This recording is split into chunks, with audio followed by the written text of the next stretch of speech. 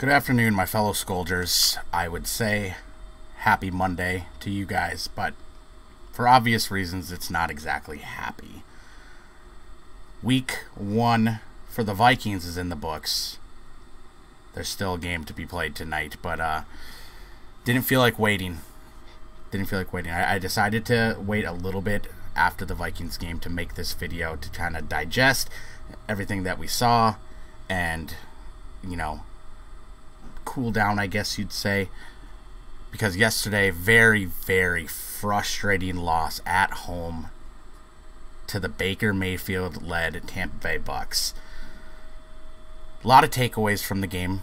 There was definitely some positives and definitely some negatives. We're going to get into that now. I'm going to go over some of the ups and downs, in my opinion, as who was a win and who was a loss as far as team chemistry goes. But man, opening up the season at home to a team that we realistically should not be losing to, and fumbling the bag, maybe pun intended. It really frustrates us as fans. Now, granted, we didn't play starters in the preseason, but I don't want to use that as an excuse because lots of other teams didn't play starters. Ups and downs throughout the game. The first half obviously had its ups and downs as well. First couple drives were very rough for the offense.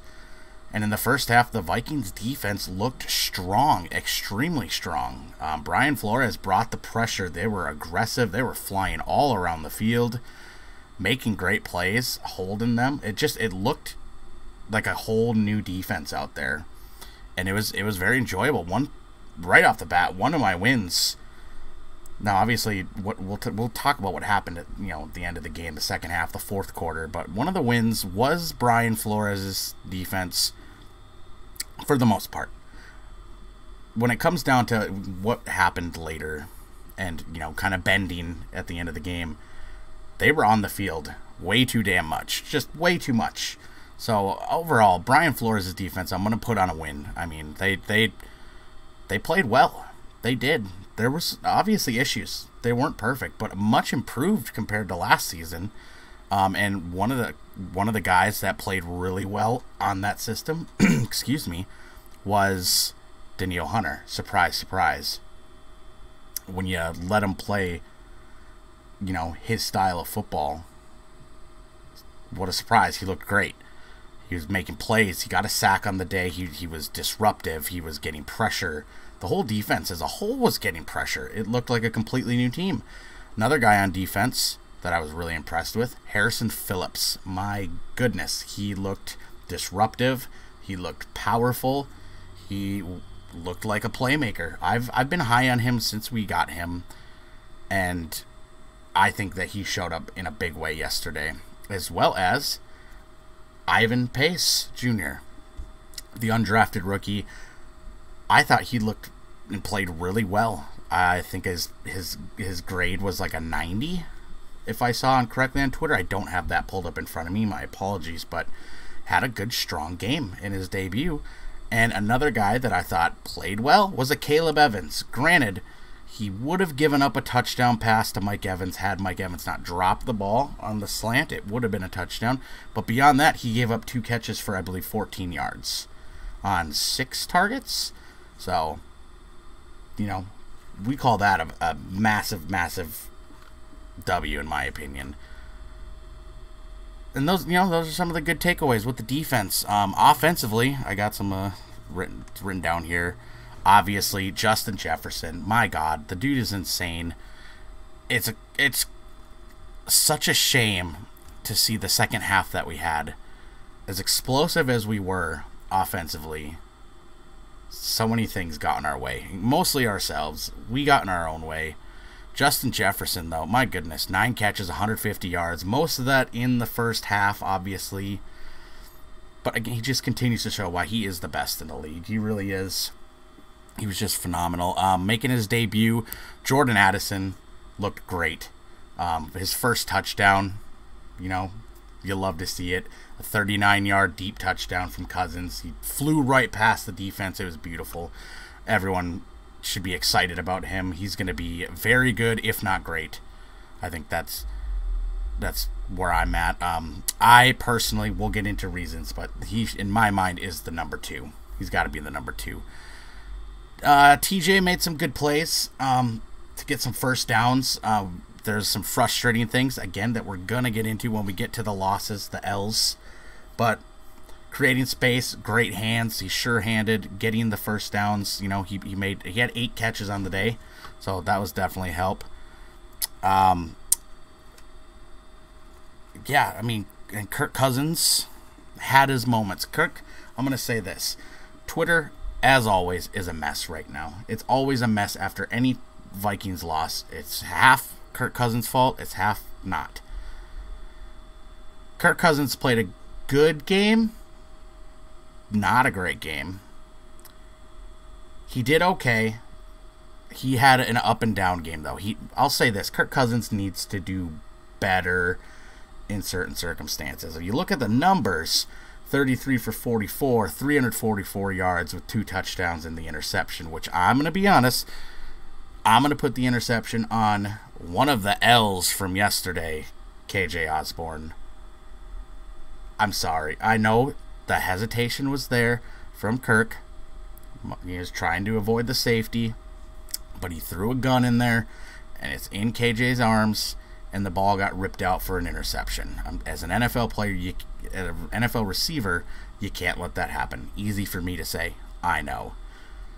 But I can't put that one on Kirk, as well as one of the 2 fumbles. I mean, both the fumbles kind of, you know, the obvious one is the Ed Ingram forced fumble. That's right, Ed Ingram. Probably the biggest L on the day. At least him or the entire interior offensive line. Forced a fumble on his own quarterback. My goodness. I mean, if that just doesn't describe or sum up his career thus far, I don't know what else does. I'm sorry, but I think it's about time we consider him a bust, a failure. That sounds harsh, but when's it going to end? When is it going to end? Our interior offensive line were bullied. Bullied. Kirk Cousins, the first 2 times he dropped back, he was on his back. And he spent a good amount of time there. And it's a damn shame. The second fumble that he had just got walloped in the backfield, I believe, by 2 guys at that time. I'm pretty sure one of them was Antoine Winfield Jr. So, yeah. It was an absolute just mess. It was a complete mess, and the interior offensive line once again being a horrible problem, and it just feels like it's not being addressed. It seems like year after year we run into this issue and nothing gets done about it. Nothing gets done.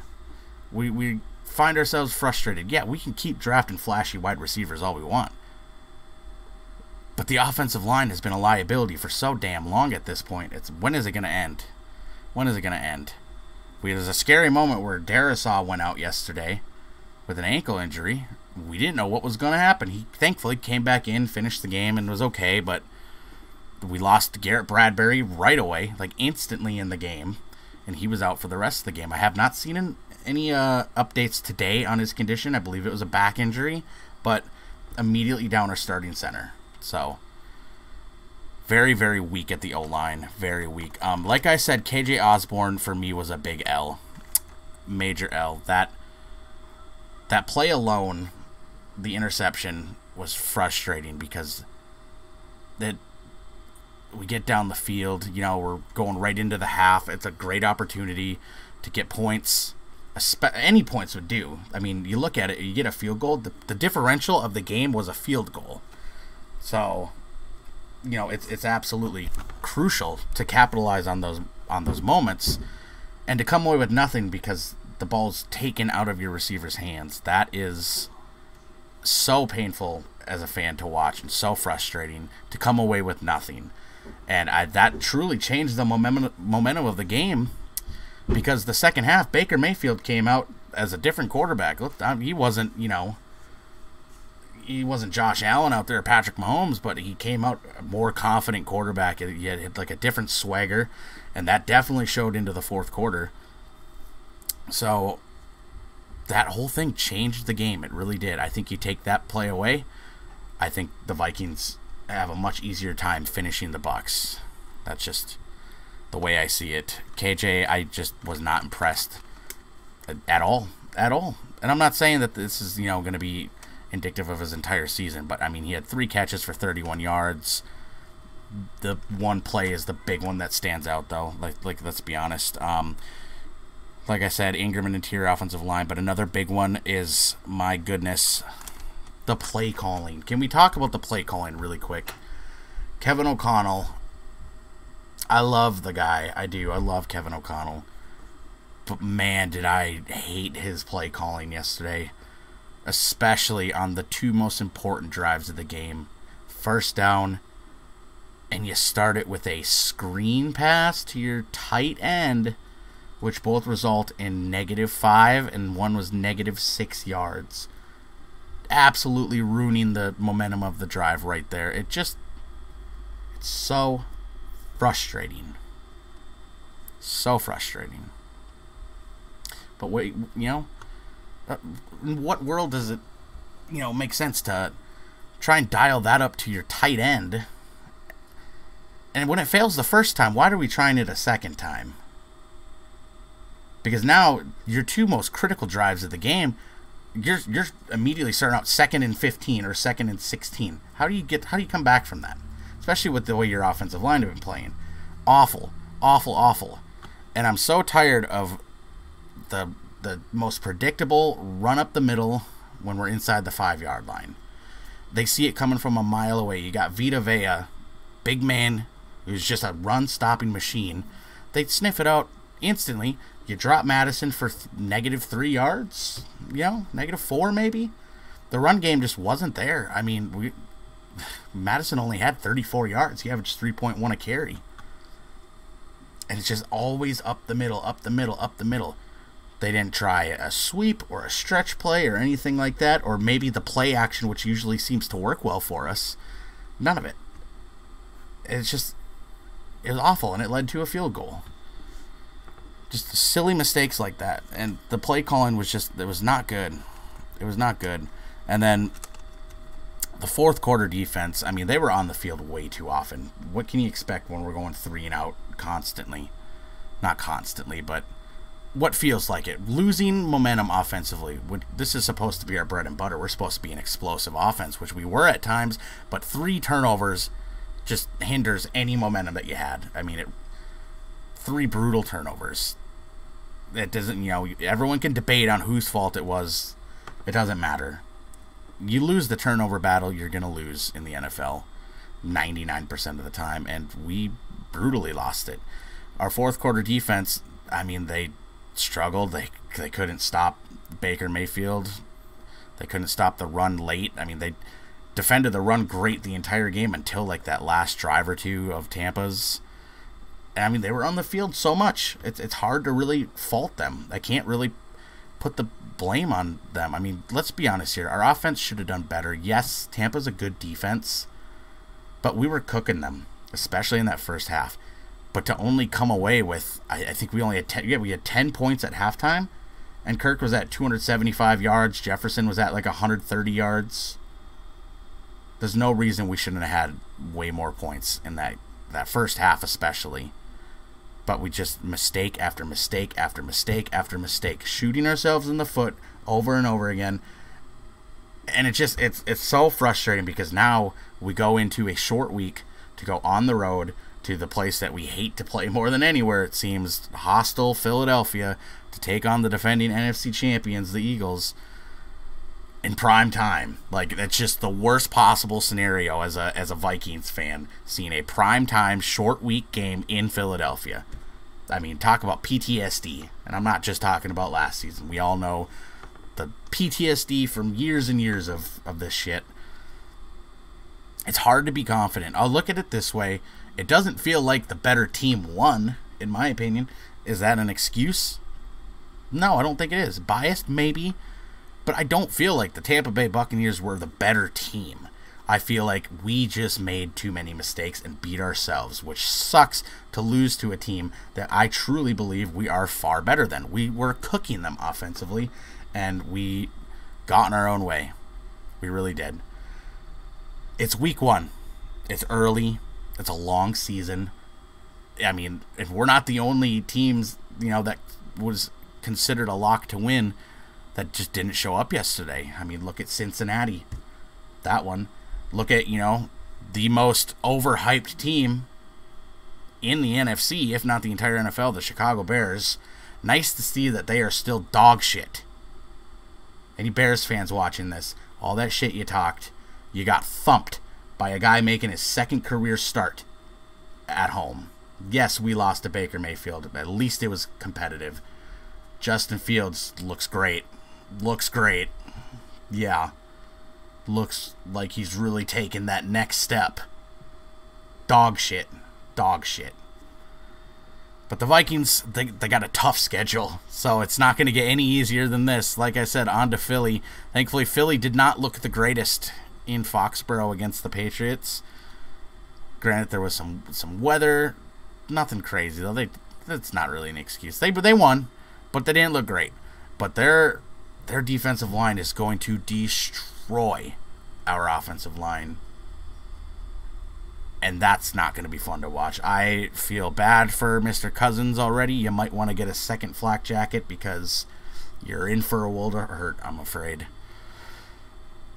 I have very little confidence in this Thursday's game. I'm not saying that we can't, because last season we went into Buffalo, a hostile Buffalo environment, and we won that game.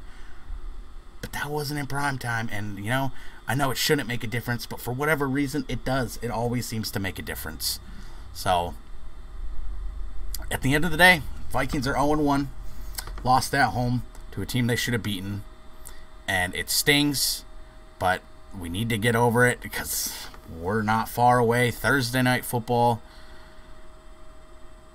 It would be really nice to get out of there with a win and be 1-1. It's hard for me to feel super confident about it, but we'll see what comes out of these next few days as far as news and practice goes. Short week, very little time to prepare. Hopefully the Eagles are going to be a little sloppy again and not return to their form. Because if, they're sloppy, maybe we can beat them. I definitely still believe that we were the better team yesterday. But that's not always how the chips fall. So, only time will tell. We don't have much time. So, Vikings fans, my fellow Skolgers, get ready. It's Eagles week. Social media, I'm sure, is going to be obnoxious because we know how the Eagles fans are. And how Vikings fans are. It's a couple toxic fan bases chirping at each other. So, get ready for it. It's a long season. It's just started. Certainly not giving up hope here. But it's just a frustrating start. But what can you do? Got to do better. Got to execute better. Clean it up. Stop costing ourselves. Stay out of our own way. That's the best way I can put it. So, yes, until next time, thank you. I am Zafa. You just watched this episode of Zafa Talk, number 20, by the way. Thank you to everyone who watches this. And I'm sure Cactus will have some stuff to say next time that we talk. I'm not going to get into the Chargers game, but that was probably the most exciting game of the week. And, yeah, that's all I got. Frustrated Viking fan here. Signing off. See you guys later.